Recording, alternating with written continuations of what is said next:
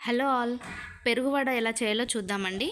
దానికోసం తాలింపు వేసి ఒక చిక్కటి మజ్జిగలో మనం ఈ తాలింపును వేసేసి బాగా మిక్స్ చేసేయండి. అందులోనే ఉప్పు కూడా వేసేయండి.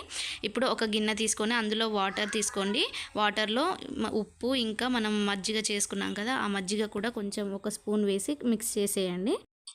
ఇప్పుడు వడలు వేసుకోవాలండి. వడల కోసం నేను మినపప్పు నైట్ నానబెట్టి మార్నింగ్ గ్రైండ్ చేసుకున్నాను. వడలు ప్లఫీగా రావాలంటే మనం గ్రైండ్ చేయాలండి. సాఫ్ట్గా గ్రైండ్ చేయాలి, బరకలుగా కాకుండా. ఇప్పుడు వడలు ఒక్కొక్కటిగా నీళ్ళల్లో చేతిని తడుపుకుంటూ వడలు వేసుకోండి.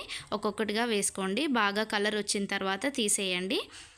ఇది తీసి వెంటనే వేడివేడిగానే మనం వాటర్ కలిపి పెట్టాం కదా, ఉప్పు ఇంకా మజ్జిగ వేసి ఆ వాటర్లో ఒక 2 మినిట్స్ ఉంచాలి. తర్వాత వాటర్ అంతా స్క్వీజ్ చేసి మనం మజ్జిగ చారు చేసుకున్నాం కదా, అందులో వేసేయాలి. అంతే అండి, పెరుగు వడ రెడీ అయిపోయినట్లే. వీడియో నచ్చితే please like, share and subscribe చేయండి నా ఛానల్ని. ఓకే.